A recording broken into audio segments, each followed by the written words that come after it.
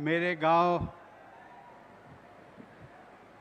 गांव परौख तथा आसपास के गांव के निवासीगण तथा इस अभिनंदन समारोह में प्रमुख रूप से उपस्थित राज्यपाल श्रीमती आनंदीबेन पटेल जी, मुख्यमंत्री श्री योगी आदित्यनाथ जी, उत्तर प्रदेश सरकार में राज्य मंत्री श्री अजीत सिंह पाल जी, सांसद डॉक्टर रामशंकर कठेरिया जी, सांसद श्री देवेंद्र सिंह भोले जी, देवियों और सज्जनों,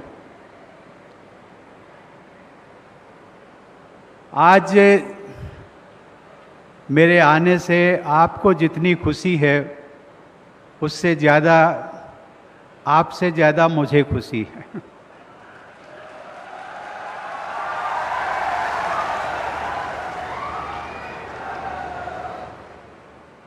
सही मायने में अपनी मातृभूमि, अपनी जन्मभूमि पर जाने की जो एक लालसा होती है, बरसों से जुड़ी हुई थी, प्रतीक्षा थी, आप सबकी भी प्रतीक्षा थी।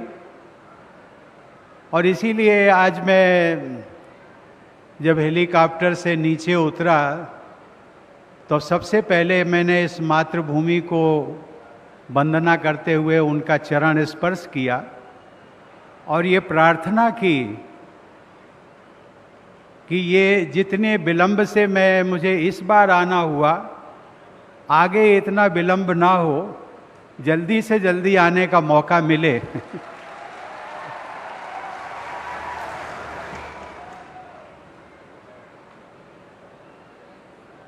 बहनों और भाइयों, आप सबके बीच यहाँ पहुँचने के पहले मैं राज्यपाल महोदया और मुख्यमंत्री जी के साथ पथरी देवी मंदिर जाकर दर्शन किया और उनसे आशीर्वाद लिया।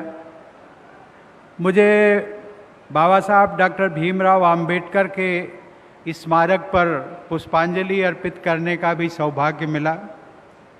बरसों पहले मैंने देखा था, लेकिन आज जब वहाँ पर गया तो एक सामुदायिक केंद्र भी बनाया है, ग्राम पंचायत को उसकी व्यवस्था सौंपी गई है और मुख्यमंत्री जी ने आदेश भी दिया कि वहाँ पर बाबा साहब डॉक्टर अंबेडकर की जो प्रतिमा है वो एक भव्य प्रतिमा, संगमरमर की प्रतिमा वहाँ पर लगाई जाए। इसके पश्चात मैं अपने पुश्तैनी निवास का, जिसको जीर्णोद्धार कराने के बाद उसे हमने ग्रामवासियों के उपयोग के लिए मिलन केंद्र के रूप में दिया था, उसमें भी जाने का सौभाग्य मिला। आज मुझे उस मिलन केंद्र को ग्राम पंचायत को देने का जो निर्णय लिया था उसका आज मुझे संतोष हुआ। अन्यथा जिस प्रकार का गांव के मकान होते हैं, जीर्णोद्धार कराना बहुत बड़ी बात होती है, लेकिन अब मुझे लगता है और मुख्यमंत्री जी ने उसमें और भी सुझाव दिए कि इस मिलन केंद्र का उपयोग हम महिलाओं से संबंधित जो कार्यक्रम हों, उनकी बैठकें हों, उनके उत्थान के बारे में गोष्ठियाँ हों, उनके जीविकोपार्जन के संबंध में जो भी योजनाएं सरकार द्वारा चलाई जा रही, वो मिलन केंद्र में भी आयोजित की जा सकती हैं। आज उस मिलन केंद्र में जाकर के मुझे मेरे बचपन की यादें ताज़ा हो गई। इस गांव के बच्चे, खासकर बेटियों को शिक्षा की सुविधा प्रदान करने के उद्देश्य से निर्मित जिस वीरांगना झलकारी बाई इंटर कॉलेज का जिक्र किया मुख्यमंत्री जी ने, उस विद्यालय में भी जाने का मुझे सौभाग्य मिला। उसी विद्यालय से जुड़ा हुआ एक शंकर जी का मंदिर है, बहुत पुराना मंदिर है, उसमें भी जाकर के भगवान शंकर के दर्शन करने का सौभाग्य मिला। मित्रों, जिस पृष्ठभूमि में आप हैं वहीं हम भी हैं।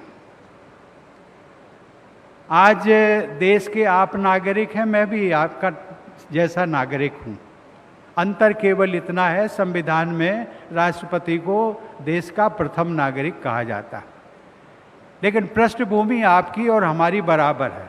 अर्थात हम सब बराबर के दर्जे के हैं। लेकिन कभी भी मैंने सपने में भी ये कल्पना नहीं की थी कि गांव से निकल करके एक सामान्य बालक देश के सर्वोच्च पद के दायित्व निर्वहन का उसे मौका मिलेगा। लेकिन हमारी लोकतांत्रिक व्यवस्था ने ये करके दिखा दिया। अब वो बातें नहीं हैं कि आपकी पारंपरिक, यदि परिवार में कोई राजनीतिक है, कोई प्रतिष्ठित परिवार है, तो उन्हीं के लोग जो हैं वो राज्यपाल और राष्ट्रपति बन सकते हैं। तो कल मैं एक दिन पहले मैं प्रेसिडेंशियल जो स्पेशल ट्रेन है उससे मैंने आने का जो एक निर्णय लिया, और वो रेलवे ने अनुरोध किया था कि मैं चाहता हूं कि रेलवे ने जो विकास कार्य किए हैं उसको आप देखें। और सबसे बड़ी अच्छी बात जो मुझे नज़र आई, रास्ते भर मैं देखता था कि जो फ्रेट कॉरिडोर बना है 2 लाइनों का, 2 ट्रैक का, वो जो व्यापार से संबंधित है, भारत की जो अर्थनीति है, जो इकॉनमी है, उसको बढ़ाने में ये हमारा जो फ्रेट कॉरिडोर बना है रेलवे द्वारा, वो बहुत महत्वपूर्ण है, बहुत महत्वपूर्ण है। उसके परिणाम अभी हमें कुछ ही वर्षों में दिखाई पड़ने लगेंगे।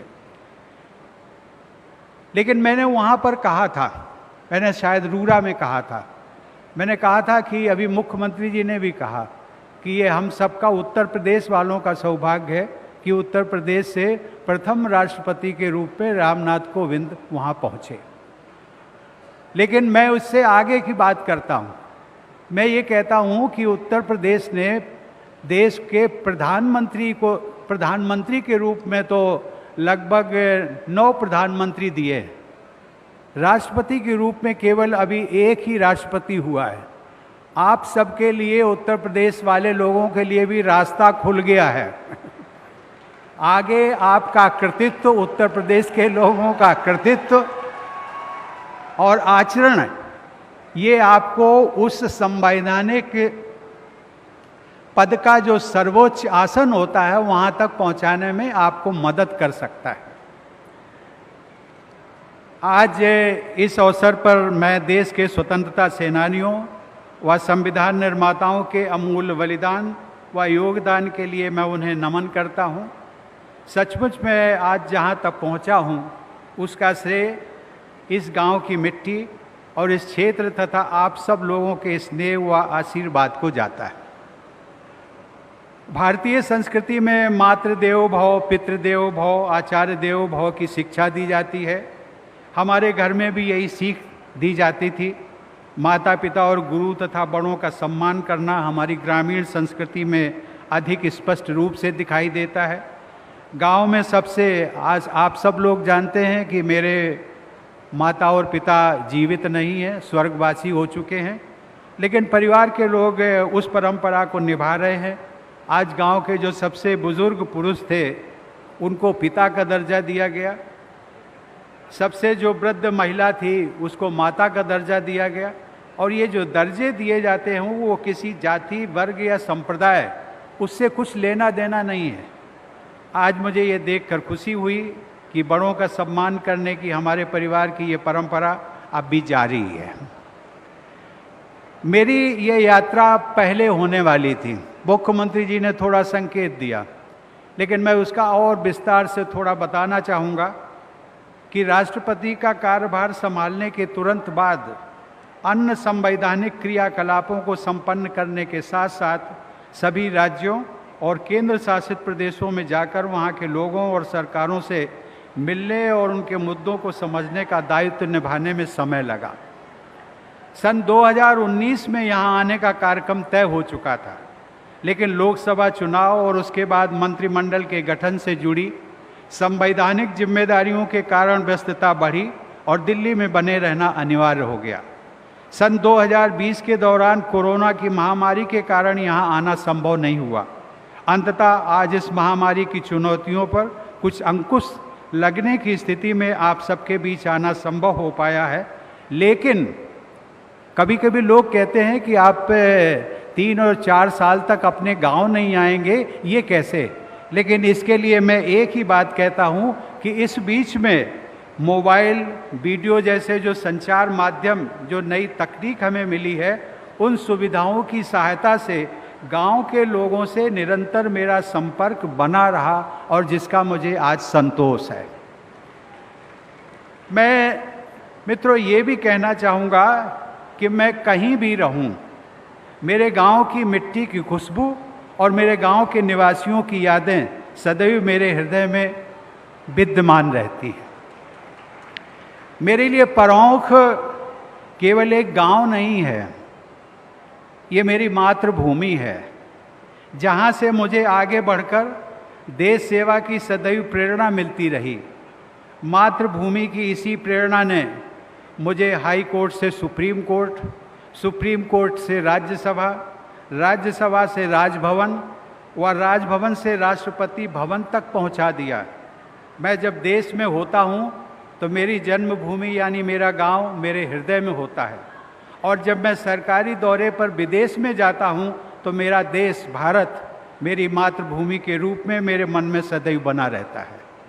मातृभूमि के प्रति इसी कृतज्ञता का भाव लेकर आज मैं इस क्षेत्र की धरती को सत सत नमन करता हूँ। यहाँ आने के पूर्व लगभग 15 दिनों पूर्व मुख्यमंत्री जी का राष्ट्रपति भवन में आना हुआ, एक शिष्टाचार भेंट के लिए, और उस समय चर्चा हुई। मैंने इच्छा जाहिर की और उन्होंने भी कहा कि नहीं, अभी कोरोना की गति धीमी हो रही है, इसी समय हम लोगों को परौंख गांव चलना चाहिए। लेकिन फिर कुछ लोगों ने कहा कि बरसात के दिन शुरू हो रहे हैं।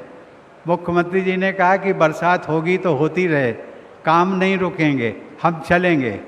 और इसी मुख्यमंत्री जी जो हमें हौसला बढ़ाया गांव आने का, मैं उनके लिए भी उनका धन्यवाद देता हूं, और इसीलिए हमारा यहाँ आना सार्थक हो सका। प्यारे भाइयों और बहनों, आज मैं जब गांव में प्रवेश किया, मैं भावनात्मक रूप से जुड़ा हूं, लेकिन मुझे अच्छा लगा कि बहुत सारे गांव में अच्छे अच्छे मकान बन गए हैं, पक्के मकान बन गए हैं, बिजली की सुविधा है, अन्य सुविधाएं हैं, रहोनिया जिसको कहते हैं जो बाजार लगता है, उसका भी दृश्य देखा, अच्छा लगा।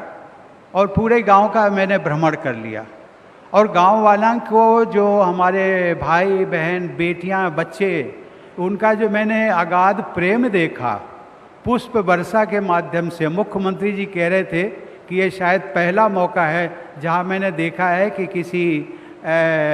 किसी प्रतिष्ठित व्यक्ति के आने पर गांव के लोग पुष्प वर्षा करते हैं। ये मैं अपने गांव के लोगों के लिए भी मैं आभार व्यक्त करता हूं कि उन्होंने जो पुष्प वर्षा के माध्यम से उन्होंने अपने प्रेम का प्रदर्शन किया। मेरे प्यारे ग्रामवासियों, सबसे पहले मुझे अपने सहपाठी, यहाँ बहुत सारे बैठे होंगे लेकिन वो बहुत सारे उम्र के लिहाज से वो भगवान को भी प्यारे हो गए, लेकिन आज जो हैं मौजूद हैं अपने सहपाठी जसवंत सिंह, विजयपाल सिंह उर्फ सल्लू सिंह, हरी राम जो इस बीच में नहीं है, चंद्रभान सिंह भदौरिया, राजा राम, दशरथ सिंह याद आते हैं। उनके साथ मैंने अपनी पढ़ाई लिखाई की शुरुआत की और हम सब ने साथ साथ अपने भविष्य के सपने साझा किए थे। उसी संगति में एक दूसरे की मदद करने जैसे जीवन मूल्यों का निर्माण भी हुआ। उन मित्रों और सहपाठियों का मेरे जीवन में आज एक विशेष स्थान है। हमारे गांव के वातावरण और यहाँ के लोगों से जीवन निर्माण के विभिन्न आयामों को विकसित करने में भी मुझे मदद मिली। मुझे आज भी स्मरण है कि इस गांव में राजनैतिक चेतना जगाने की शुरुआत स्वर्गीय बजरंग सिंह जी ने की थी, जो कि जसवंत सिंह जी के परिवार से जुड़े हैं, उनके बड़े भाई थे। ये स्वर्गीय बजरंग सिंह जी इस गांव में सबसे पहले वो डॉक्टर राम मनोहर लोहिया को इस गांव में उनको लाने का श्रेय जाता है। वो बहुत बड़ी बात थी, वो लगभग 50-60 साल पहले की बात है। राम मनोहर लोहिया जैसा व्यक्ति, देश का सर्वोच्च नेता, और वो परौंख जैसे गांव में यदि आ जाए तो वो एक बहुत बड़ी बात हुआ करती थी। श्री धन सिंह भदौरिया जी ने अपने प्रयासों से गांव के लोगों में आध्यात्मिक और धार्मिक चेतना को व्यापक आधार दिया। सामाजिक सौहार्द की भावना को मजबूत बनाने वाले व्यक्ति की भूमिका में स्वर्गीय तुराब खां भी मुझे याद आते हैं। तुराब खां और दराब खां ये दो भाई थे, लेकिन उन्होंने सामाजिक सौहार्द को बनाने में बहुत मदद की। आज राष्ट्रपति के रूप में तीनों सेनाओं के सुप्रीम कमांडर की भूमिका निभाते हुए मुझे अपने गांव के सैन्य अधिकारी और जवान श्री जगदीश सिंह भदौरिया और गोरेलाल सिंह के नाम भी याद आते। हमारे गांव के कुछ प्रमुख व्यक्तियों की विशेष स्मृतियां मेरे मानस पटल पर आज भी अंकित हैं। सूबेदार सिंह, कैलाशनाथ वाजपेयी, गहबर सिंह, रामचंद्र शुक्ला, मोतीलाल गुप्ता, बाला प्रसाद शुक्ला, मास्टर राजकिशोर सिंह, महेश सिंह, भोले सिंह सांसद नहीं, दूसरे हमारे गांव के भी एक भोले सिंह। महान भाव ने इस गांव को भारतीय संस्कृति के सहज मूल्यों के साथ जोड़कर रखा। गांव के वातावरण में सामाजिक एकता, धार्मिक सहिष्णुता, सौहार्द, शिक्षा के प्रति लगाव, कर्तव्यों के प्रति चेतना, ऐसे कई आदर्शों को मजबूत बनाने में उन लोगों की बहुत बड़ी भूमिका रही है। आज हमारे बहुत सारे सहपाठी और वरिष्ठ ग्रामवासी आज हमारे बीच में नहीं हैं। उन दिवंगत आत्माओं की स्मृति को मैं सादर नमन करता हूँ।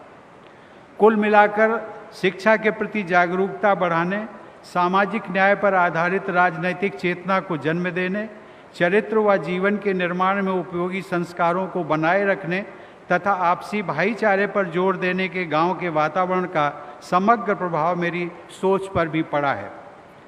भाइयों और बहनों, मैंने अपने जीवन के आरंभिक लगभग 14-15 वर्ष गांव में बिताए थे।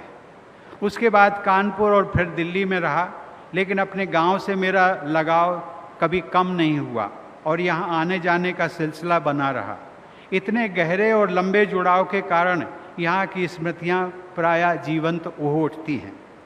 परौंख में ही उस समय एक प्राथमिक शिक्षा प्राप्त विद्यालय हुआ करता था और बाद में मैं जूनियर हाई स्कूल की शिक्षा पाने के लिए खानपुर जाया करता था।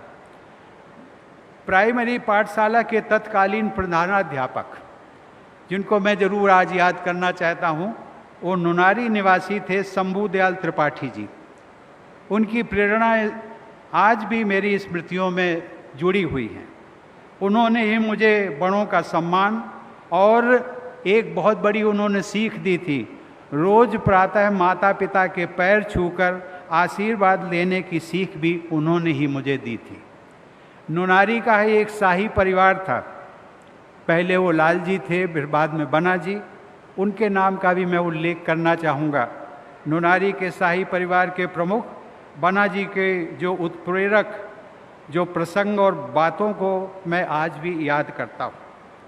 उस समय प्राइमरी शिक्षा के बाद की पढ़ाई के लिए यहाँ कोई विद्यालय नहीं था। मैं उसी समय ये महसूस करता था, आज मैंने मुख्यमंत्री जी और राज्यपाल महोदया को ही बताया कि ये अगर मैं सोचता था कि अगर यहाँ पर जूनियर हाई स्कूल होता, माध्यमिक विद्यालय होता, तो शिक्षा के प्रति गहरी लालसा रखने वाले बच्चे भी आगे पढ़ाई कर सकते थे। और विशेष करके जो हमारी बच्चियाँ थीं, वो गांव के बाहर उनको जाने का पढ़ाई के लिए मौका नहीं मिल सकता था।